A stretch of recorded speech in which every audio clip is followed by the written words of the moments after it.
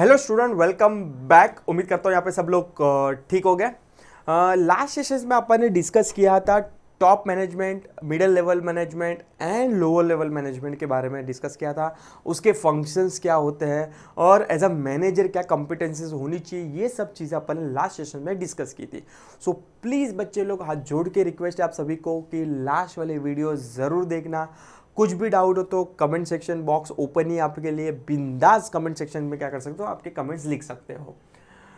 आज जो सेशंस होगा वो केस स्टडी पे डिस्कस करेंगे। ये आपके इंटरनल एग्जाम के पर्सपेक्टिव से भी बोल सकते हो और नो डाउट एक्सटर्नल पर्सपेक्टिव से भी आ सकता है, बट इंटरनल पर्सपेक्टिव से मेरे हिसाब से ज़्यादा आने की उम्मीद है।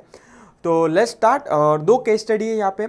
एक केस स्टडी सॉल्व वाली है और एक केस स्टडी विदाउट सॉल्व है, मतलब प्रैक्टिस के लिए, बट मैं तुम लोग को क्या करूँगा, सॉल्व कराऊंगा। तो आज का टारगेट है आज का वीडियो का कि जहाँ पे अपन दो केस स्टडी सॉल्व करेंगे और लास्ट जो वीडियो होगा वहाँ पे अपन प्योरली क्या करेंगे, रिविजन लेक्चर्स क्या करेंगे, रिविजन लेक्चर्स नहीं, ऑब्जेक्टिव्स क्या करेंगे, पूरा डिस्कस करेंगे।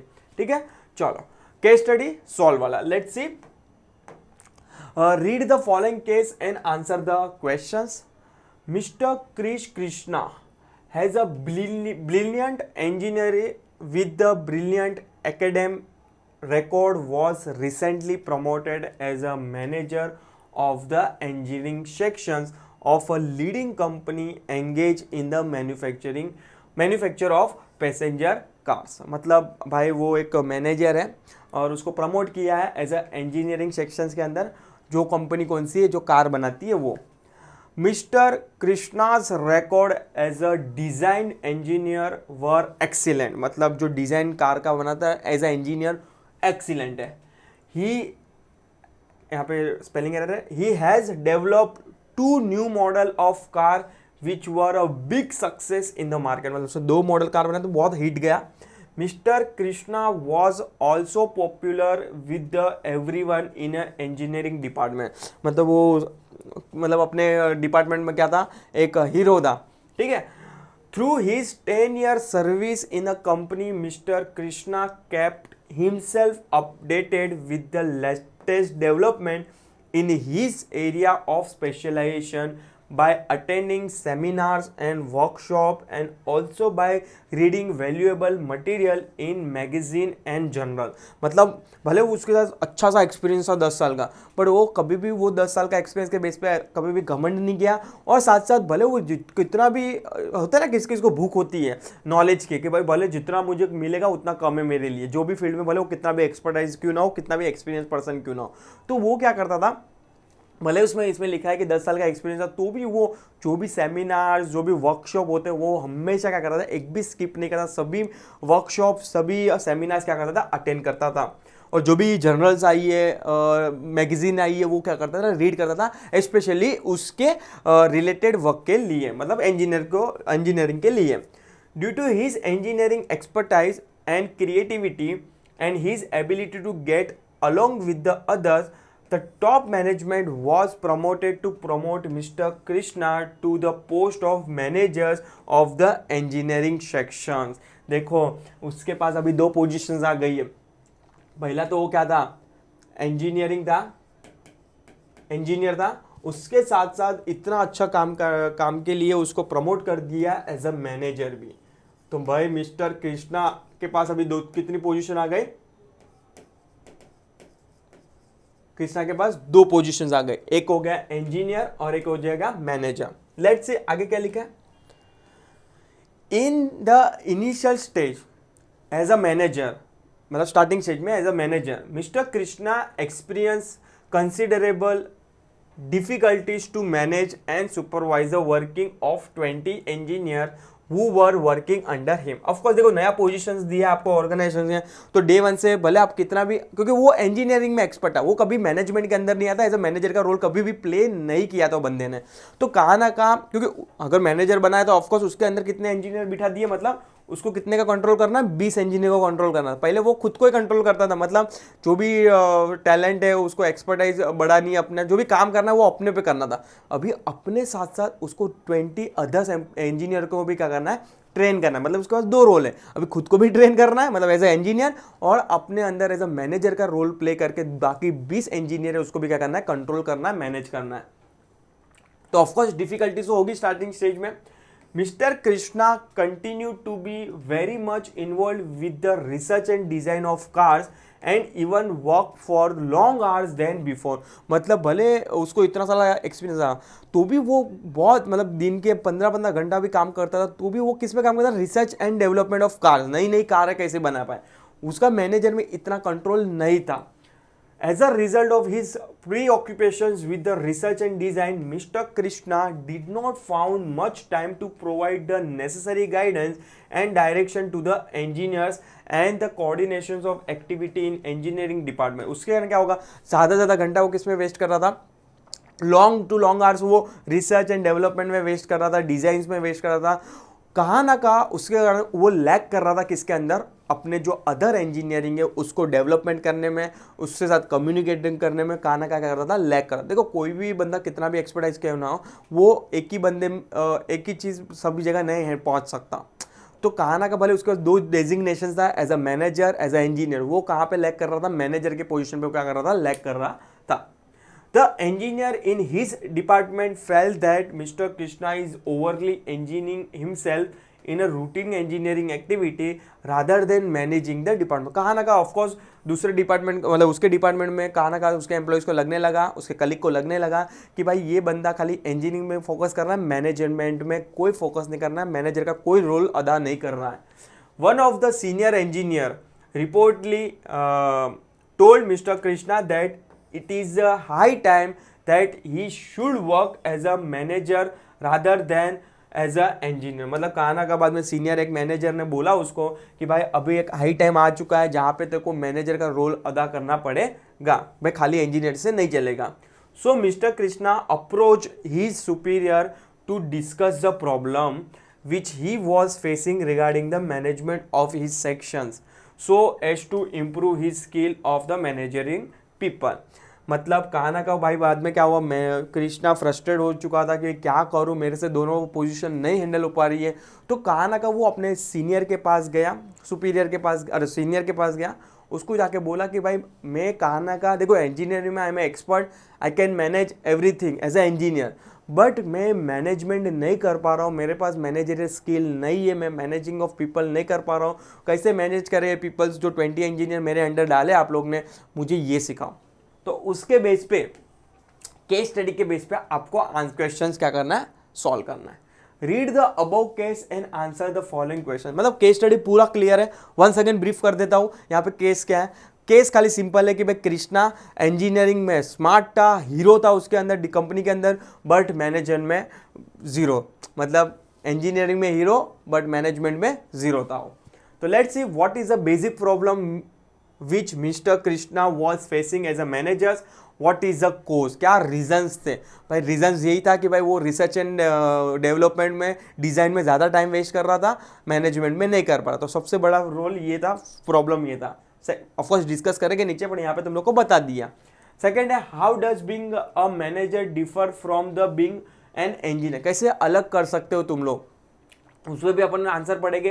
Did a top management make a mistake in promoting mister Krishna to the positions of the manager. I don't think so. कोई भी अगर 10 साल 15 साल एक ऑर्गेनाइजेशन में काम करता है तो भाई as a manager, as a senior, ये रिस्पॉन्सिबिलिटी होती है कि भाई थोड़ा प्रेशर उस पर भी डालो, क्योंकि वो भी ऑफकोर्स कहा ना का उसको सैलरी इतने ज़्यादा दे रहे हैं, वो एक्सपर्ट हो चुका है इतना फील्ड में, और कहा ना का उसको भी नई पोजीशन देनी ज़रूरी है. तो टॉप मैनेजमेंट की कोई गलती तो एज सच मेरे को लग नहीं रही है. But let's see what skill are important for mister Krishna as a manager. कौन सी स्किल उसके अंदर होनी चाहिए. अगर देखो मैनेजर की, अभी जस्ट कल लास्ट वाले सेशंस में अपन ने पढ़ा था कि भाई मैनेजर के अंदर कौन सी कंपिटेंसीज मतलब स्किल्स होनी चाहिए, जहाँ पे अपन ने पढ़ा था कंसेप्चुअल स्किल होनी चाहिए, कम्युनिकेशन स्किल होनी चाहिए, बाद में बहुत सारे अदर स्किल, क्या टेक्निकल स्किल होनी चाहिए, ये सब चीज़ें अपन ने डिस्कस की थी. तो आई थिंक वही स्किल में भी यहाँ पे भी रहेगी. Let's see, does being a good engineer guarantee success as a manager. भाई ज़रूरी नहीं है कि वो इंजीनियरिंग में सक्सेस है तो मैनेजर में भी सक्सेस होगा. There is no as such guarantee.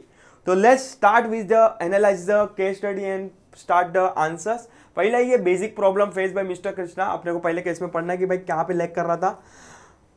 Basic problem faced by Mr. Krishna is a lack of skill in delegating routine work to his subordinate in the engineering department.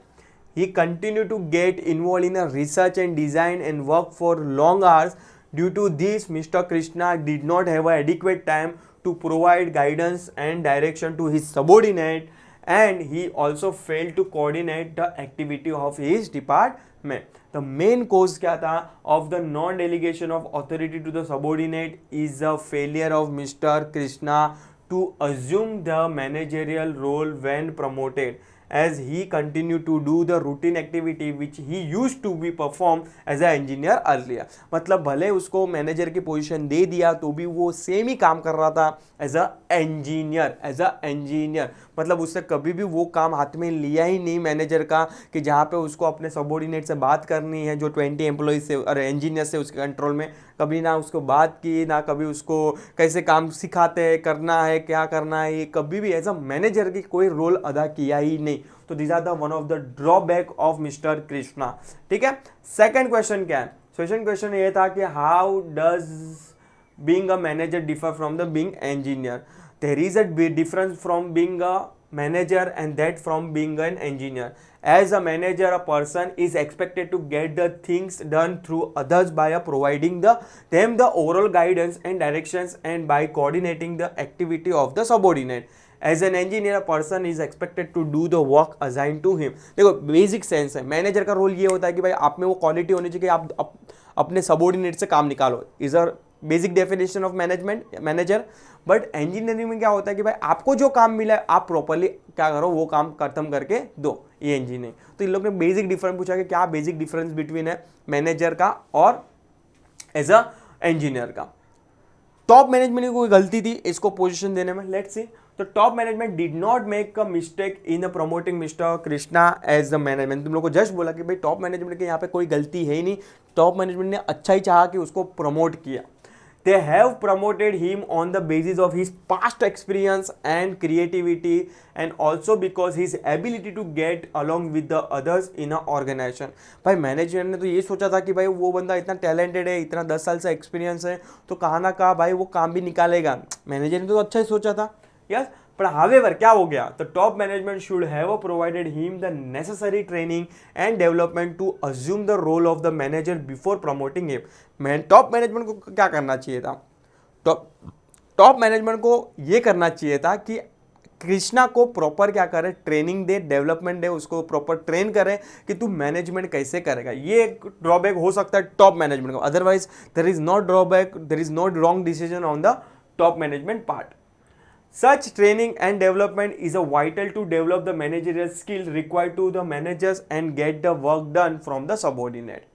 अभी क्या क्या skill होनी चाहिए as a manager? As a manager mister Krishna require the following managerial skill, जो मैं तुम लोग को बोलते आ रहा हूँ. कंसेप्चुअल स्किल होनी चाहिए, human skill, technical skill, leadership skill, administration skill, and ये सब स्किल क्या होनी चाहिए उसके अंदर होनी चाहिए. ये ऑलरेडी अपन ने लास्ट वाले पार्ट में भी पढ़ा था. लेट्स सी फटाफट से. Conceptual skill to analyse the problem and situation as to take a being a right decision to handle the problems and situation is nothing but conceptual skill. भाई जो भी प्रॉब्लम आ रहा है राइट टाइम पे क्या करो, राइट डिसीजन ले लो. Human skill भाई एक दूसरे की भावनाएं समझनी चाहिए. To develop the interpersonal skill as so as to along with the others and to understand the feelings and emotion of the subordinate and others which would help. यहाँ पे wrong है, help है, help him to secure operations from others. It appears that Mr. Krishna has good amount of human skill to get along with the others. Technical skill भी होनी चाहिए to handle the day-to-day operation of his organization. In fact, Mr. Krishna possesses a good deal of the technical skill. और leadership quality भी होनी चाहिए उसके अंदर कि भाई वो अपना माइंड चेंज करवा सके, अपने सबॉर्डिनेट का और काम निकाल कर सके. Leadership skill to influence the subordinate to work willingly towards the objective of the department and that of the organization. तो ये सब स्किल होनी चाहिए. ऑलरेडी ये स्किल तो अपन ने लास्ट सेशन में भी पढ़ी थी. और पांचवा क्वेश्चन क्या था? Does being a good engineer guarantee success as a manager? भाई कोई गारंटी नहीं है. अगर तू गुड इंजीनियर है तो भाई तू गुड मैनेजर नहीं बन सकता. ऐसा ज़रूरी कोई गारंटी नहीं है. अगर आप गुड टीचर कितना भी हो तो प्रिंसिपल अच्छा रहोगे ऐसा बोल सकते हो? नहीं, ऐसा कोई गारंटी लेता नहीं है, क्योंकि दोनों की रोल एंड रिस्पॉन्सिबिलिटी क्या हो जाती है, टोटली अलग हो जाती है. अ good engineer need not guarantee that he could be a good manager. Clearly यहाँ पे बोला जो मैं तुम लोग को बोला है कि भाई वो इंजीनियरिंग भाई हीरो था, बट जरूरी नहीं कि कोई गारंटी नहीं है इसे कि भाई वो मैनेजर भी उतना ही अच्छा कर सकता है, मैनेजमेंट भी इतना ही अच्छा कर सकता है। This is because a manager required a varied skill as mentioned above as compared to an engineer who mostly required more of the technical skill। अगर मैं इंजीनियर की बात करूँ तो बस तेरे पास एक ही स्किल है, मतलब कौन सी, टेक्निकल स्किल, भाई तू टैलेंटेड। बट अगर मैनेजर की बात करूँ तो देखिए तेरे पास सभी स्किल होनी चाहिए एज अ मैनेजर। तो देर इज नो गारंटी कि भाई जो बंदा इंजीनियरिंग में हीरो है वो मैनेजर में भी हीरो होगा। There is no guarantee at all. Clear है? तो ये केस स्टडी आई होप तुम लोग को समझ में आई है। Let's see second case study for practice लिखा है, मतलब यहाँ पे अपने को आंसर्स नहीं दिया है पर मैं तुम लोग को बता दूंगा, डोंट वरी। केस स्टडी समझते पहले आई होप तुम लोग को case study first case study समझ में आई रहेगी। कुछ भी डाउट है अभी भी कि सर ये नहीं समझ में आया, बिंदास कमेंट सेक्शन में डाल देना। आपके जो भी डाउट है उसमें क्या कर दूंगा, मैं रिप्लाई कर दूंगा। ठीक है, चलो case study 2। Read the following case and answer the questions. Mister Hariharan is a managing director of leading TV set manufacturing firm, okay MD है वो। To increasing sales, the board of director wanted to start a separate division to look after the marketing activity। मतलब board of director ने decide किया कि भाई of course कहना का ये हरिहरन MD था और अच्छा कर रहा था, कोई प्रॉब्लम नहीं था, पर बोर्ड ऑफ डायरेक्टर ऑफकोर्स कोई भी ऑर्गेनाइजेशन का टारगेट होता है ना कि भाई इस साल 10,000 यूनिट बेचा तो नेक्स्ट ईयर 15 तक जाए। तो सेल इंक्रीज करने के चक्कर में बोर्ड ऑफ डायरेक्टर ने बोला कि हम लोग को क्या करना चाहिए, मार्केटिंग डिपार्टमेंट को अलग करना होगा, जो अच्छी बात है। Mister Hariharan is interested with the task of finding a suitable person to head the propose marketing division. मतलब बोर्ड ऑफ डायरेक्टर ने बोला कि हरिहरन को बोला कि भाई तू एक पर्सन सुटेबल डिसाइड कर, इंटरव्यू लेना है, जो भी लेना है, अपने को ये जो मार्केटिंग एक्टिविटी के लिए, मार्केटिंग डिपार्टमेंट के लिए अपने को बंदा चाहिए, ठीक है, कैंडिडेट चाहिए। After considering the number of candidate he has a short listed 2 candidate, mister Leslie Lewis and mister Daler Mehndi. मतलब 2 बंदे को बहुत ज़्यादा इंटरव्यू लेने के बाद 2 कैंडिडेट को फाइनल किया, किसने, हरिहरन ने, जो था पहला था Leslie Lewis and mister Daler Mehndi. Let's see अभी इन लोग का क्या था। पहले तो बात करूं लेस्ली लेविस, भले नाम लड़की का है पर हो क्या है, मिस्टर है, मतलब he is not she, he is a he. Mister Leslie Levi has work in organisation for the past 20 year. मतलब वो 20 साल से सेम ऑर्गेनाइजेशन में काम कर रहा था जहां पे हरिहरन कर रहा था। He is a totally devoted to his work and is liked by his colleague for his superior workmanship and pleasing manner। मतलब वो 20 साल से काम कर रहा था, कौन, लेविस भाई, वो काम इतना अच्छे से कर रहा था, इतना दिल से कर रहा था, तो भी जाके भाई वो 20 साल से काम कर रहा है तो ही ऑर्गेनाइजेशन उसको 20 साल पाला रहेगा ना, वो तो कॉमन सेंस है। पर कहाना का बहुत टाइम ऐसा होता है कि भाई जेलेसी होती है अपने कलीग की, पर कोई जेलेसी नहीं थी, उसका कलीग भी उतनी ही तारीफ कर रहा था उसकी कि भाई नहीं भाई ये बंदा बहुत अच्छा है, दिल का साफ है, काम अच्छे से कर रहा। तो इतना वेल पॉपुलर था अपने काम को लेके और ऑर्गेनाइजेशन के अंदर। Mister Leslie believes in a employees participation in a management. ये हमेशा बिलीव करता था कि भाई employee participation is very much, और जो एक्चुअल में होना चाहिए।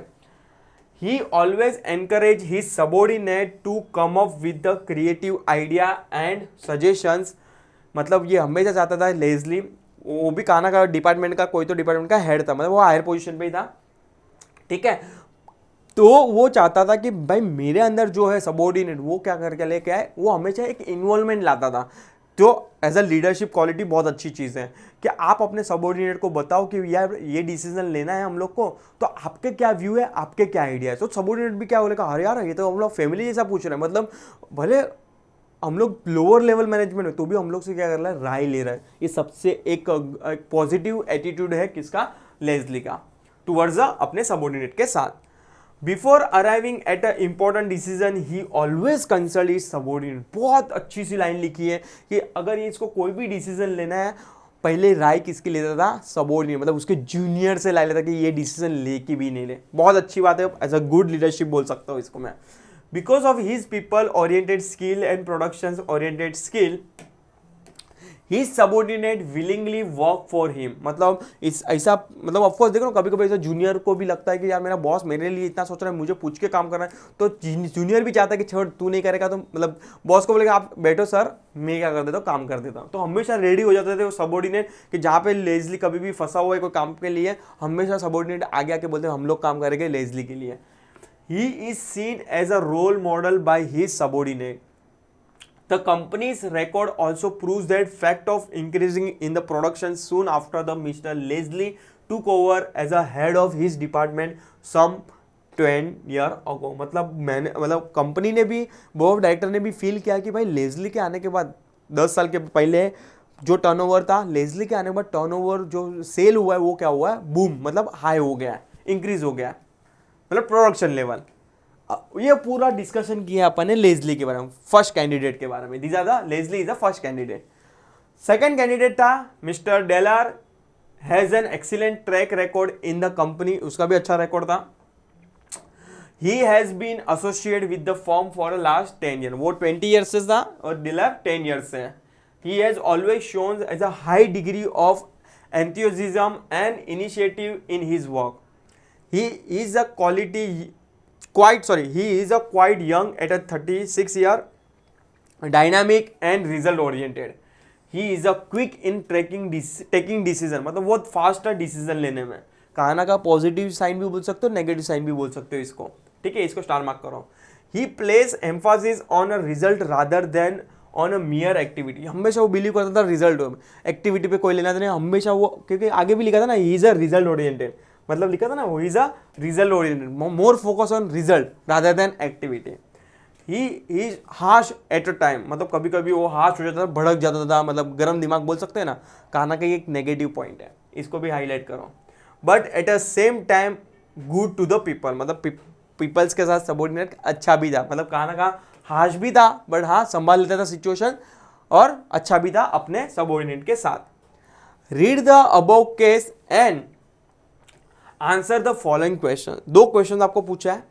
Analyse the managerial skill of mister Leslie Lewis and Daler Mehndi, मतलब आपको एनालाइज करना है कि भाई मैनेजरियल स्किल पर मिस्टर लेजली में कौन सी और मिस्टर डेलर मेहंदी में कैसे।